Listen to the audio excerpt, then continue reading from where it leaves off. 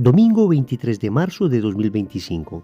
Tres mensajes del Evangelio de hoy, tomado del Evangelio de San Lucas, capítulo 13, versículos del 1 al 9.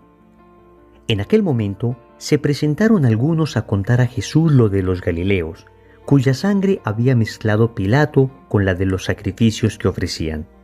Jesús respondió: ¿Piensan que esos Galileos eran más pecadores que los demás Galileos porque han padecido todo esto? Les digo que no, y si no se convierten, todos perecerán lo mismo. ¿O aquellos 18 sobre los que cayó la torre en Siloé y los mató, piensan que eran más culpables que los demás habitantes de Jerusalén? Les digo que no, y si no se convierten, todos perecerán de la misma manera. Y les dijo esta parábola: uno tenía una higuera plantada en su viña y fue a buscar fruto en ella y no lo encontró. Dijo entonces al viñador: ya ves, 3 años llevo viniendo a buscar fruto en esta higuera y no lo encuentro. Córtala. ¿Para qué va a perjudicar el terreno? Pero el viñador respondió: Señor, déjala todavía este año y mientras tanto yo cavaré alrededor y le echaré estiércol a ver si da fruto en adelante. Si no, la puedes cortar. Palabra del Señor. Gloria a ti, Señor Jesús. Queridos amigos, continuamos en la lectura del Evangelio de San Lucas. Entramos ya al capítulo 13 de este Evangelio. Y hoy vamos a reflexionar 3 bellos mensajes del mismo. Primero, si no te conviertes, perecerás.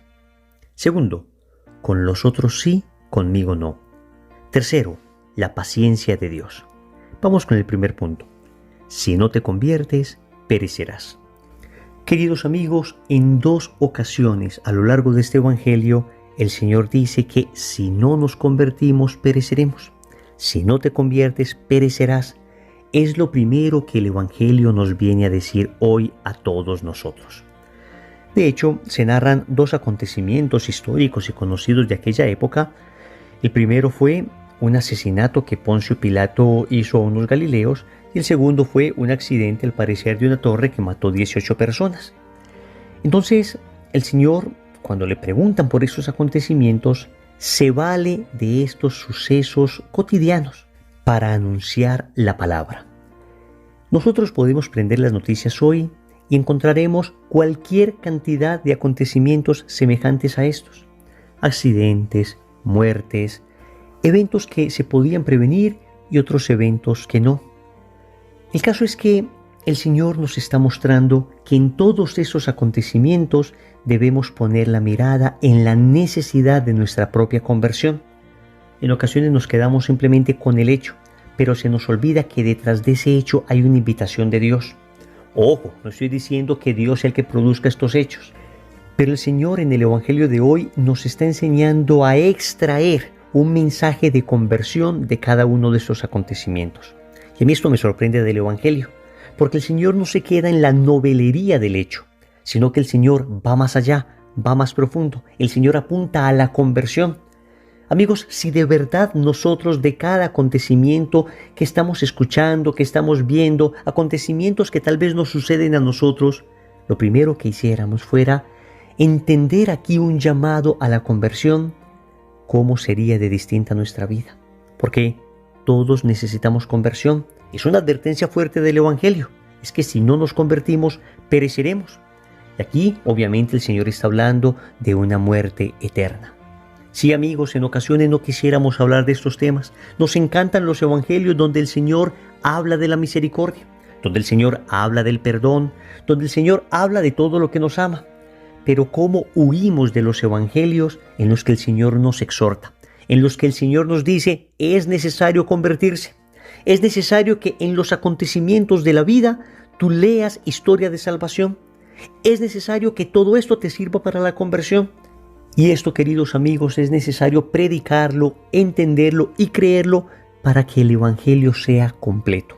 No podemos tener un Evangelio mutilado, un Evangelio del que solo extraemos las partes que nos gustan. Pero cuando hay textos fuertes como los de hoy, donde el Señor nos dice, te debes convertir para que no perezcas eternamente, entonces simplemente disimulamos el Evangelio, simplemente no tocamos este tema, simplemente consideramos que esto es políticamente incorrecto y por consiguiente, pues ni hablarlo.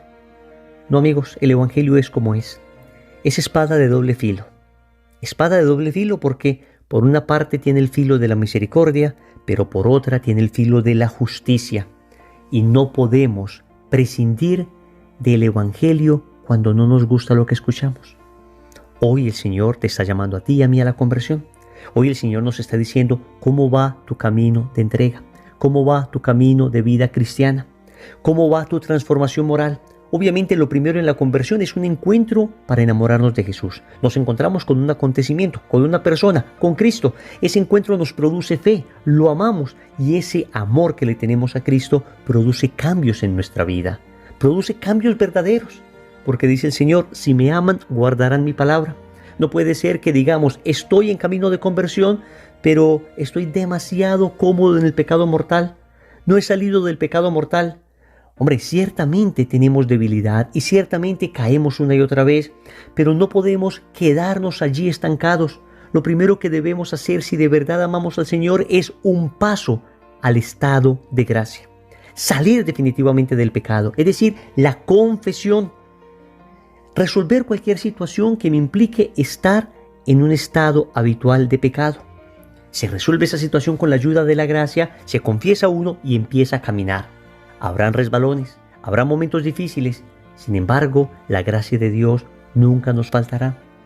Amigos, hoy el Evangelio nos exhorta. Si no nos convertimos, pereceremos. Segundo, con los otros sí, conmigo no. Noten que al Señor le hacen una pregunta un poco malintencionada.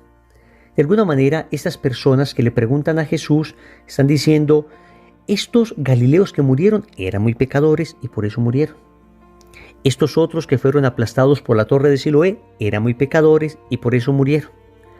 A ese propósito, yo quisiera leerles un extracto de la explicación que da de este texto la Biblia de Monseñor Juan Straubinger, una Biblia preciosísima que tiene bellísimas interpretaciones.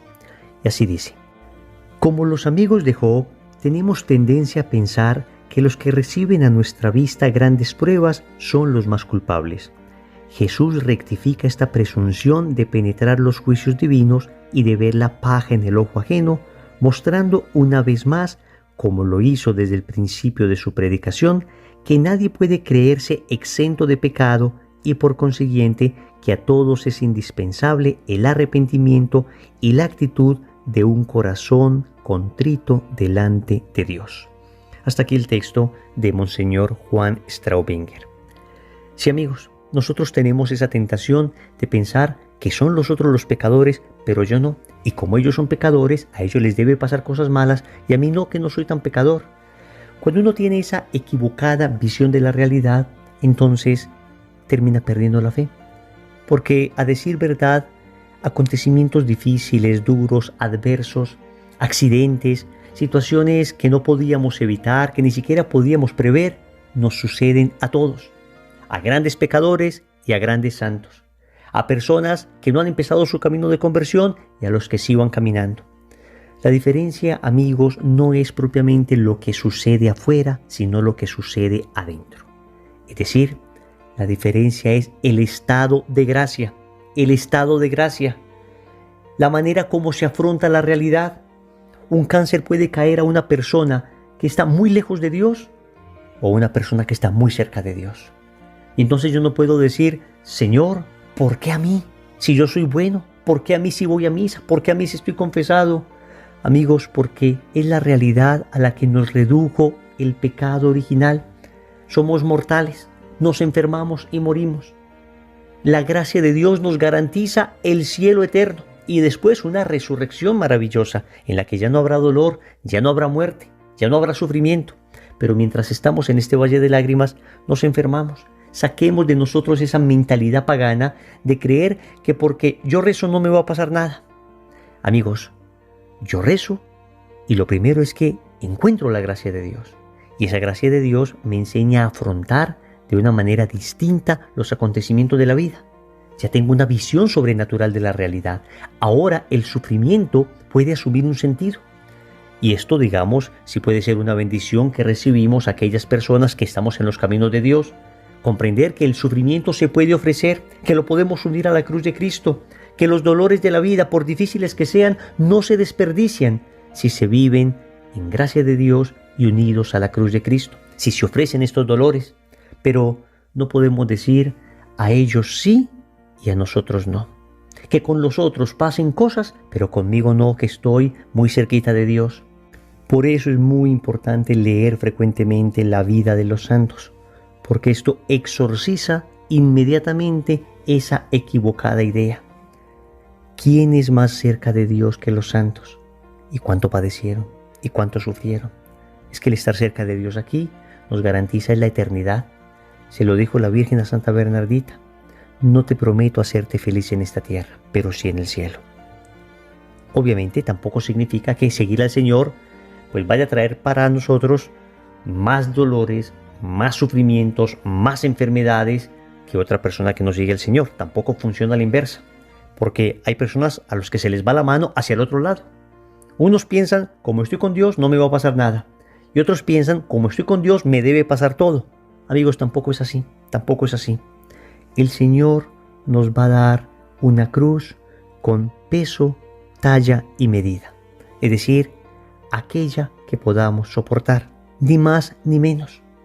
El Señor no permitirá pruebas por encima de nuestras fuerzas. Así que, ánimo, el Señor está contigo. Tercero, la paciencia de Dios. El Señor concluye con una parábola. Es la parábola de la higuera estéril. Y viene el dueño de la viña a pedirle al viñador que corte esa higuera. Y sin embargo, el viñador intercede por la higuera para que el Señor le dé más tiempo. En esta figura es el Padre Celestial el dueño de la viña y Jesús es el viñador. Y entonces es como si el Padre Celestial estuviera diciendo a Jesús: la viña no está produciendo fruto, Israel no está produciendo fruto. Y en cambio Jesús le dice: Padre, esperemos un poco más a ver si produce fruto, y si no, será cortada.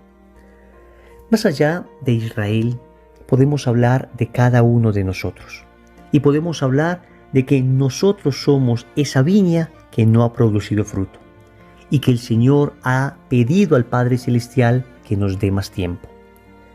¿Cuánta paciencia nos ha tenido Dios? ¿Cuántas veces nos ha invitado a la conversión? ¿Cuánta gente nos ha mandado? ¿A cuántos retiros espirituales? ¿Cuántas charlas? ¿Cuántas bellísimas Eucaristías? Ese buen amigo, ese buen libro, esa bellísima película de un santo, ese dolor de la vida que te hizo acercar por un instante a Dios. Y sin embargo, volvemos a caer. Una y otra vez nos alejamos del Señor. Una y otra vez pareciera que estuviéramos jugando con su misericordia. Clamamos: Señor, ayúdame en el momento de la necesidad. Pero cuando ya no lo necesitamos: Señor, vete y no me estorbes. Señor, no te metas con mi vida. Señor, no me interesa que vengas a decirme cómo debo vivir. Es la imagen del Dios bombero. Lo llamamos solo cuando se está incendiando nuestra vida. Es la imagen del Dios aspirina. Solamente cuando tenemos un dolor de cabeza en nuestra existencia: Dios mío, ayúdame. Y después lo dejamos. ¿Y cuánta paciencia nos sigue teniendo Dios? Y es que el mismo Señor lo dice en la palabra: no quiero la muerte del pecador, sino que se convierta y viva. Amigos, Dios es paciente. Dios es paciente y ha tenido mucha paciencia contigo y conmigo. Sin embargo, la parábola es clara. Llegará el momento donde tendrá de todas maneras que tomarse una decisión. Si esa viña produjo fruto, entonces subsistirá. Si esa viña no produjo fruto, entonces será cortada. Amigos, será el momento de nuestra muerte. Será el momento de nuestro juicio. Cuando nos presentemos ante Dios, ¿qué frutos tenemos para mostrar a Dios? ¿Qué frutos de caridad? ¿Qué frutos de bondad? ¿Qué frutos de justicia social? ¿Qué frutos de oración? ¿Qué frutos de virtud? ¿Qué frutos de entrega generosa por el bien de los más necesitados? ¿Qué frutos de entrega generosa a nuestro Dios? Nos cuestiona hoy el Evangelio. Por eso oremos pidiendo al Señor la gracia.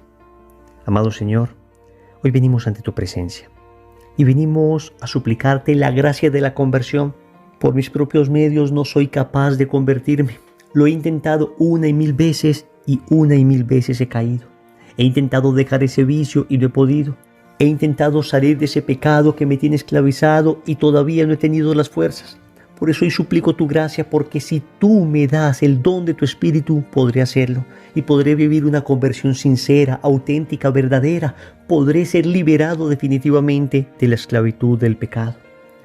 Hoy también purificas la imagen que tenía de ti, exorcizas ideas equivocadas a través de la palabra, Señor. Esa idea que yo tenía de que porque medio rezo, porque medio oro, porque medio estoy cerca de ti, a mí no me va a pasar nada malo. Y que en cambio lo que sucede de malo a los demás es porque son pecadores. Hoy, Señor, me doy cuenta que la diferencia, la marca es el estado de gracia. Y que podrán sucederme cosas también, pero que tú nunca permitirás que nada suceda por encima de mis fuerzas.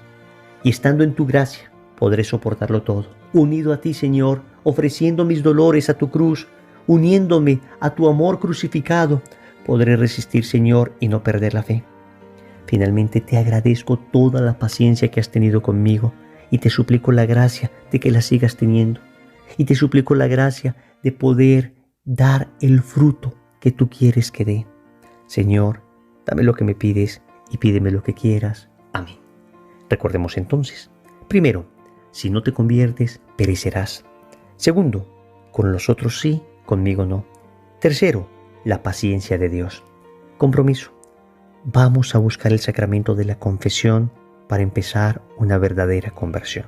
En el nombre del Padre, y del Hijo, y del Espíritu Santo. Amén. Un saludo para todos, les habla Wilson Tamayo. Queridos amigos, somos una gran familia que diariamente oramos el Santo Rosario, oramos la Coronilla de la Misericordia, meditamos la palabra de Dios con 3 breves mensajes. Yo quiero invitarte para que compartas este tipo de contenido entre tus familiares, entre tus allegados, en tus redes sociales, para que sean más las personas que puedan recibir el mensaje de la palabra y orar por nosotros. También te invito para que te suscribas al canal y active la campanita. De esa manera no te perderás ni uno solo de los videos que montamos frecuentemente. Un abrazo y que la gracia de Dios sea con ustedes. Bendiciones.